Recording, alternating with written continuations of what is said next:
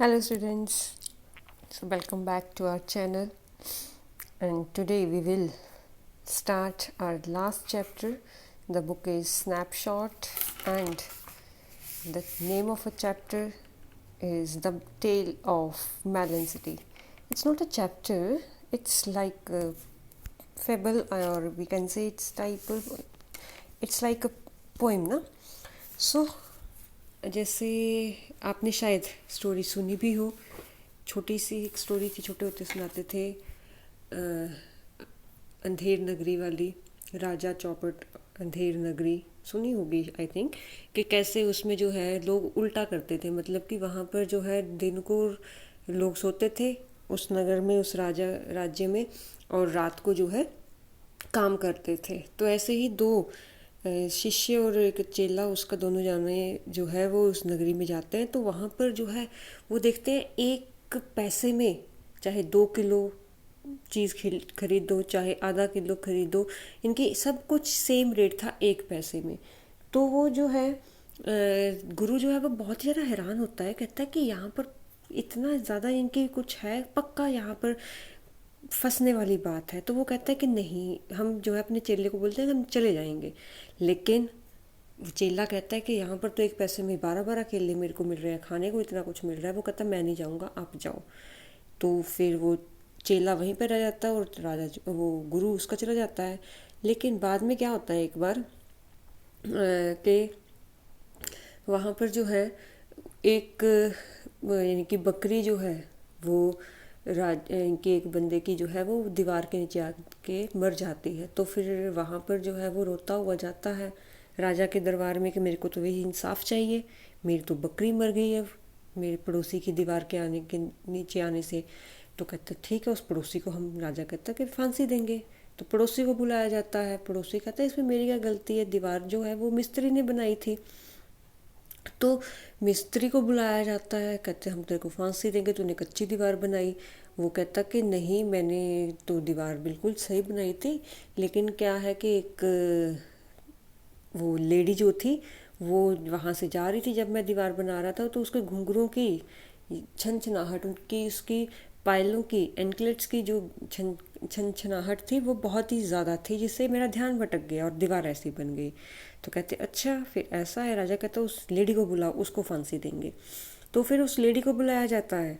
तो वो लेडी कहती है इसमें मेरी क्या गलती है, पायल मैंने थोड़ी बनाई है, अब उस सुनार ने बनाई है, ज्वेलर ने बनाई है, जिस उसकी गलती है, उसने इतने सारे घुंघरू इसमें लगा दिए जो छन छन करते हैं। तो फिर ले देकर जो है वो राजा, उसको जो है सुनार को बुलाया जाता है। तो कहते हैं सुनार कहता मेरी क्या गलती है, इसमें सोने की इतनी इनकी जो है वो इतनी ज़्यादा वो इनकी छन छनाहट आ रही है। तो ले दे के जो है ऐसे करके ऐसे इनकी करते गए तो कोई यानी कि हो गया कि चलो जी अब सुनार को जो है वो फांसी पर लटकाएंगे, फांसी का फंदा लगा देते हैं। जैसे सुनार को जो है वो फांसी देने लगते हैं, सुनार की गर्दन ही फिट आती है, मीन्स कि वो गर्दन जो है वो उसके इनकी वो पतला होता है, वो फांसी का फंदा जो है वो मोटे बंदे के लिए होता है।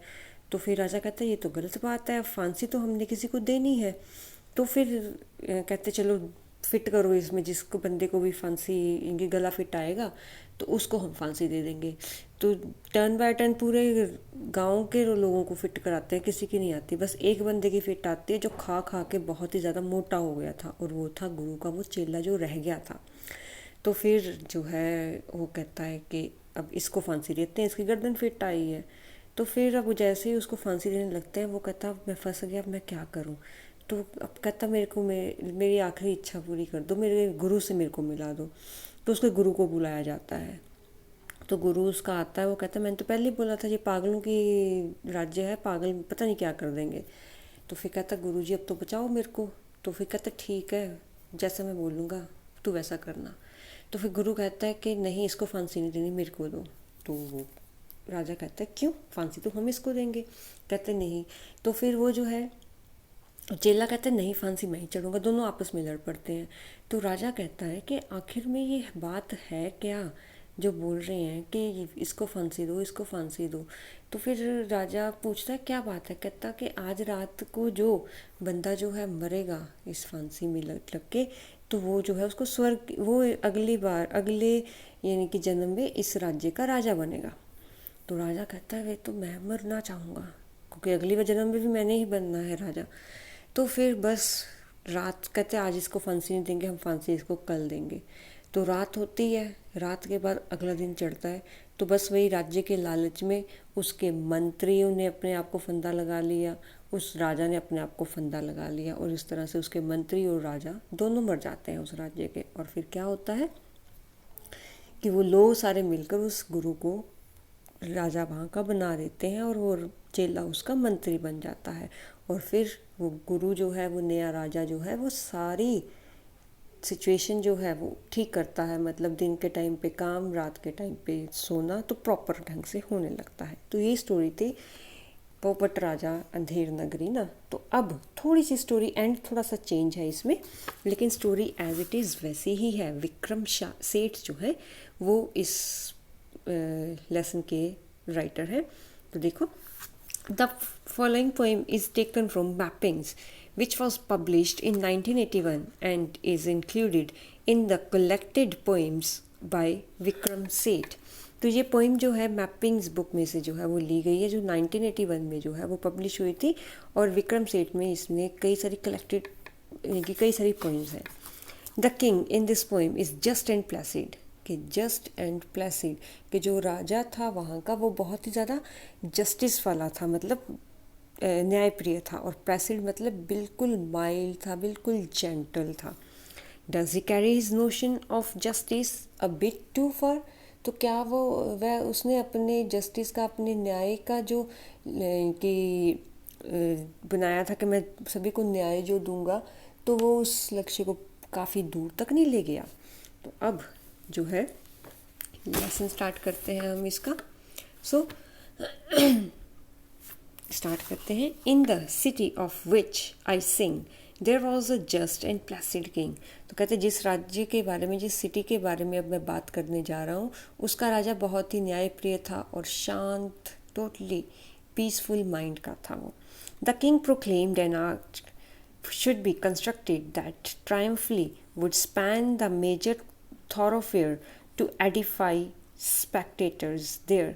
तो कहता है राजा जो है वहाँ पर ये घोषणा करता है कि एक आर्क, मतलब विजय द्वार जो है वो यहाँ पर बनाया जाए, जो कि उस राजा के जो है प्राइड हो, राजा के ट्रायम्फ के लिए जो है वो फेमस हो, मतलब कि उसकी सफलता के लिए वो एक तरह का वेलकम गेट जो है वो होना चाहिए, जिससे जो वहाँ के स्पेक्टेटर्स मीन्स कि वहाँ जो लोग उनको देख रहे हैं, दर्शक हैं, वो उसका बेनिफिट जो है स्पिरिचुअली उठा पाएँ। The workman went and built the thing. तो मजदूर वगैरह, मिस्त्री वगैरह लग गए और फिर उन्होंने वो बनाना शुरू कर दिया। They did so since he was the king, क्योंकि वो लोगों ने इसलिए, मजदूरों ने ऐसा इसलिए किया क्योंकि वो जो है राजा का आदेश था। The king rode down the thoroughfare to edify spectators there. तो अब राजा जो है उस आर्क के नीचे जाता है अपने लोगों को एडिफाई करने के लिए, अपने लोगों को जो है एक तरह का स्पिरिचुअली बेनिफिट देने के लिए, स्पिरिचुअली आदेश जो है देने के लिए। So under the arc he lost his crown. तो जैसे ही उसके लिए, देखो ये बनाया हुआ है, उसमें रथ पर जा रहा है वो, तो जैसे ही वो जो है अपने उस आर्क के नीचे जाता है, उसका मुकुट जो है वो गिर जाता है। The arch was built too low. तो वो आर्क जो थी वो बहुत ही ज़्यादा नीचे जो है वो, मतलब उसका हाइट जो थी वो बहुत ही कम थी। A frown appeared upon his placid face. तो उसके शांत चेहरे पर अचानक जो है वो इंसल्ट वाला जो एक्सप्रेशन है, मतलब कि एक तरह से नाराज़गी वाले एक्सप्रेशन जो है वो आते हैं। The king said this is a disgrace. तो कहता है ये तो मेरी इंसल्ट है। The chief of builders will be hanged. तो कहता है जो चीफ है बिल्डर्स का, मतलब जो मिस्त्री है, उसको जो है फांसी पर चढ़ाया जाएगा। द रोप एंड गैलो वर अरेंज्ड। तो रस्सी और जो फांसी का तख्ता है, गैलोज बोलते हैं ना उसको, वो अरेंज किया जाता है। The chief of builders was laid out.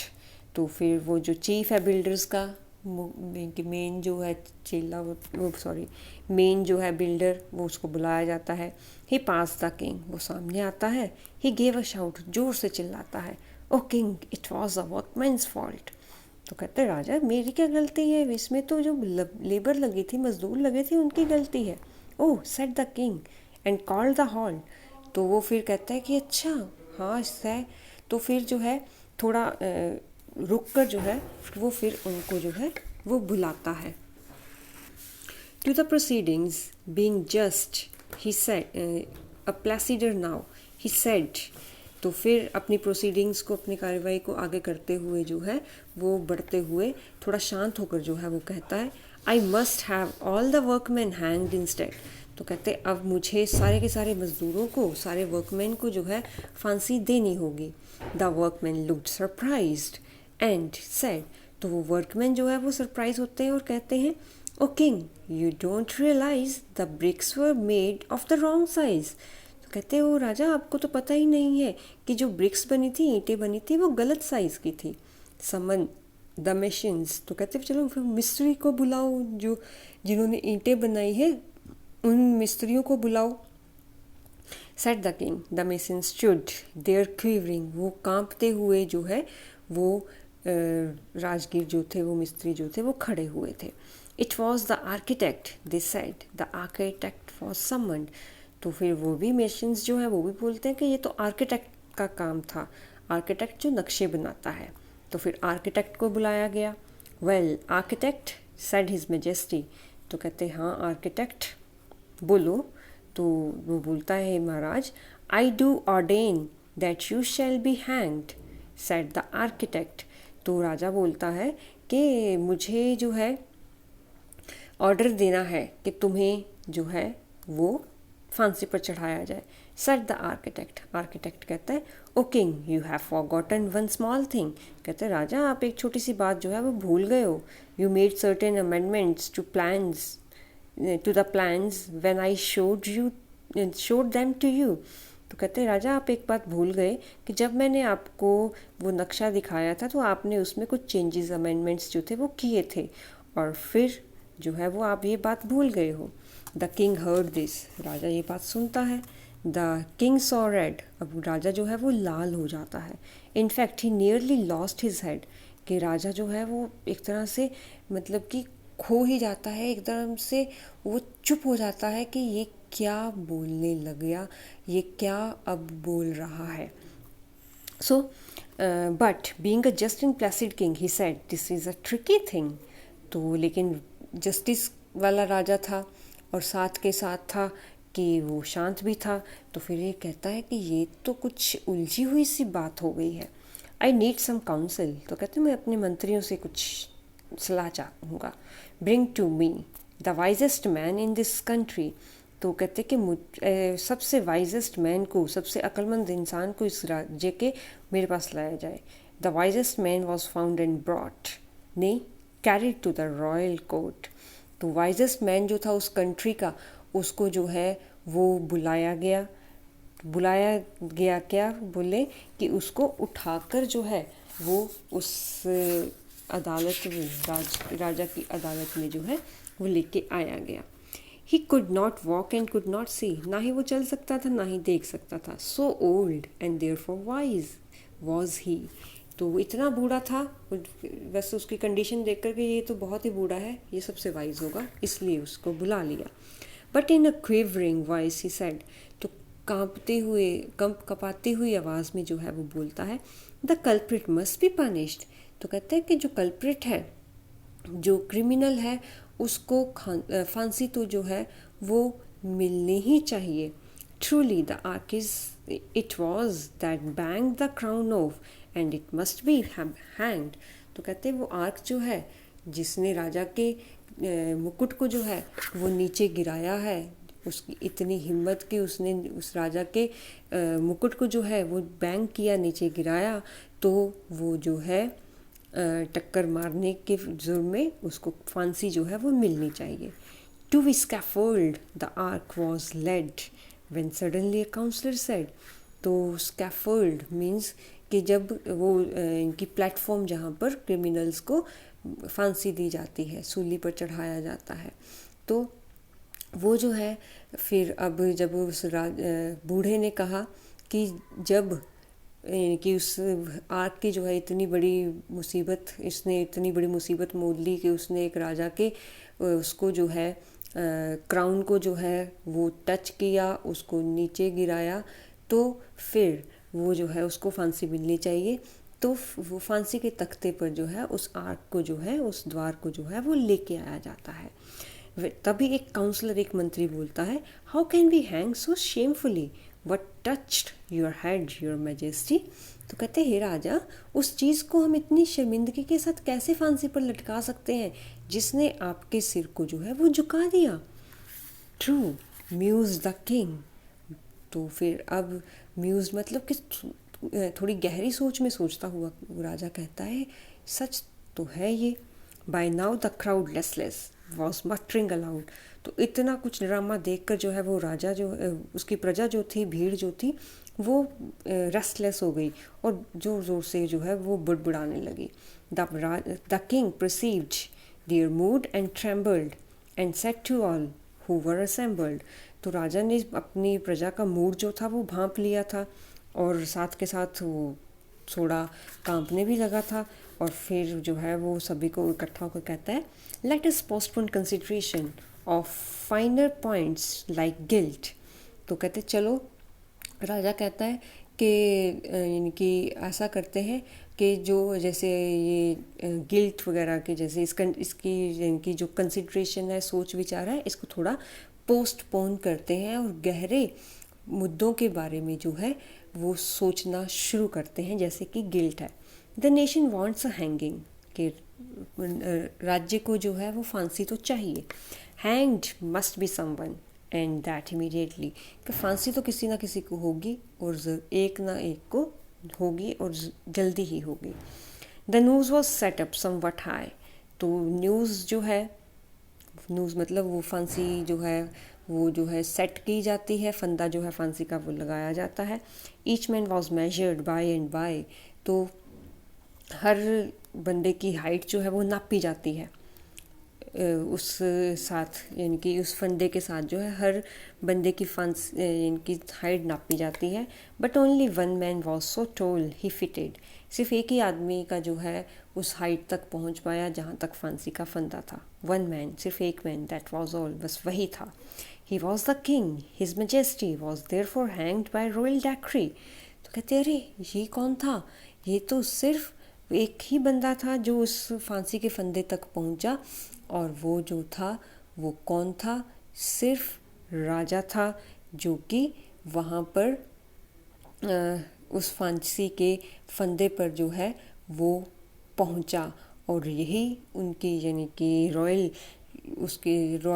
Decree means के किंग के ऑर्डर के अकॉर्डिंग अब राजा को ही जो है वो फांसी मिलनी थी। Thank goodness we found someone, said the ministers. तो कहते कि शुक्र है भगवान का, हमें कोई तो मिला जिसको फांसी दे सके, मिनिस्टर्स कहने लगे। For if instead we had not the unruly town might well have turned against the crown. तो कहते अगर हमें कोई नहीं मिलता फांसी देने के लिए तो राजा के अगेंस्ट जो है, उस सिंहासन के अगेंस्ट जो है, उस मुकुट के अगेंस्ट पक्का कोई ना कोई जो था वो उसके अगेंस्ट विद्रोह कर देता। Long live the king the minister said. तो कहते राजा हमेशा अमर रहे, राजा हमेशा जिंदा रहे। Long live the king is dead. तो ये नारे लगते गए कि हमें ऐसा राजा नहीं मिलेगा जो कि हमारे लिए फांसी तक चढ़ गया, और द किंग इज़ डेड, और इस तरह से राजा मर गया। They pondered the dilemma then being practical minded man. तो पॉन्डर्ड मतलब अब और ज़्यादा फिर सोचने लगे। अब सोचने की घड़ी थी कि अब डायलमा मीन्स कि डबल सोच, कि अब जो है संकट की घड़ी में अब एक और सिचुएशन जो थी वो आ गई। प्रैक्टिकली जो है वो सोचने लगे। Sent out the heralds to proclaim in his majesty's name. तो कहते कि दूर दूर तक जो है वो डिक्लेयर कर दो कि हमारे राजा के नाम पर the next to pass the city gate will choose the ruler of our state, कि सिटी के गेट से जो भी बंदा अब जाएगा सबसे पहले वही इस स्टेट के राजा का नाम बनाएगा। एज इज़ आर कस्टम, और यही हमारा रीति है, हमारा रिवाज है कि जब डिक्लेयर करेंगे राजा के नाम के लिए तो राजा उस गेट से, सिटी के गेट से जो भी बंदा पहला वहाँ से गुजरेगा वही हमारे राजा का नाम बताएगा कि राजा कौन बनेगा। This will be enforced with due ceremony, और ये ऑर्डर जो है बिल्कुल बहुत अच्छी सेरेमनी के साथ मनाया जाएगा। A man passed by the city gate, और एक राजा जो है एक आदमी जो है सिटी गेट के पास से जाता है। एन इडियट, वो इडियट था, वो पागल था, वो सन की बंदा था। द गार्ड्स क्राइड, तो गार्ड जो है उस पर चिल्लाते हैं। वेट, कहते रुको। Who is to be the king, decide, तो कहते हैं अब बताओ, डिसाइड करो हमारा अगला राजा कौन होगा। अ मैलन, द इडियट रिप्लाइड, तो वो बेवकूफ़ बंदा, वो इडियट मूर्ख बंदा जो है वो कहता है तरबूज, एक मैलन जो है वो आपका राजा होगा। This was his standard answer to all questions, he liked melons, मतलब कि उस बंदे का, उस इडियट आदमी का जो है कुछ भी उससे पूछो वो एक ही आंसर देता था, अ मैलन, अ मैलन, अ मैलन। तो बस उसने इस क्वेश्चन का भी आंसर यही बोला, a melon. You are now our king, the minister said, crowning a melon, तो एक सिंहासन पर राजमुकुट उस एक तरबूज को पहनाते हुए सिंहासन पर बिठाते हुए मंत्री कहते हैं अब तुम हमारे राजा हो। Then they led the melon to the throne and recently set it down, और फिर वो मेलन जो है लेके जाते हैं, मतलब उठा के थ्रोन पर रखते हैं, सिंहासन पर बिठाते हैं, और फिर पूरी धूमधाम से उसका स्वागत एक राजा की तरह करते हैं। This happened years and years ago, तो ये बहुत साल पहले हुआ था। When now you ask the people, और अब जब आप लोगों से पूछते हैं, so your king appears to be a melon, how did this happen? तो कहते हैं कि आपका राजा तो एक तरबूज की तरह दिखता है, ये सब कैसे हुआ। They say, तो वो लोग बोलते हैं, well on account of customary choice, तो कहते ठीक है हमारा जो है कस्टम ही है, कस्टम था, तो उस कस्टम के अकॉर्डिंग हमें एक मेलन को राजा बनाना पड़ा। If his majesty rejoice in being a melon, it's okay, कि अगर राजा जो है वो तरबूज होने में ही खुश है, मतलब एक राजा जो है हमारा तरबूज बनकर ही खुश है, तो ठीक है, वो हमें उसमें कोई भी परेशानी नहीं है। With us for who are we to say what he should be as long as he leaves us in peace and liberty, तो कहते हैं कि with us for who are we to say, कौन कहता है कि उसे क्या होना चाहिए, what should he be as long as he leaves us in peace and liberty, कि जब तक वो हमें हमारी शांति और हमारी आज़ादी में, लिबर्टी मीन्स फ्रीडम, ठीक है, पीस और लिबर्टी में, फ्रीडम और शांति में जो है वो हमारी दखल अंदाजी नहीं करता, तब तक हमारे लिए कोई भी राजा हो हमें कोई फ़र्क नहीं पड़ता। The principles of laissez faire seem to be well established there, तो लेसेज फेयर का जो प्रिंसिपल है, जो सिद्धांत है, जिसमें एक आदमी अपनी खुशी पाने के लिए बिल्कुल कि खुला है, फ्री है, और साथ के साथ गवर्नमेंट उसके लाइफ में इंटरफेयर नहीं करती, तो यहाँ पर वो लेसेज फेयर का जो प्रिंसिपल है, जो सिद्धांत है, इस राज्य में पूरी तरह से एस्टैब्लिश्ड है, क्योंकि राजा कौन सा किसी को वहाँ पर कुछ बोलेगा, एक मेलन कब तक क्या बोल सकता है, तो इसमें वो लेसेज फेयर का जो हमारा यानी कि सिद्धांत है, प्रिंसिपल है, वो बिल्कुल फिट बैठता है। तो इस तरह से आपका ये चैप्टर या बोलो आप पोएम बोलो, ये ख़त्म होता है, और साथ के साथ आपकी ये बुक भी ख़त्म होती है। तो नेक्स्ट वीडियो में हम नेक्स्ट बुक के मतलब हॉर्नबिल के नेक्स्ट चैप्टर के साथ मिलेंगे। Till then stay safe, stay home, take care of yourself and your family and study hard. Bye bye.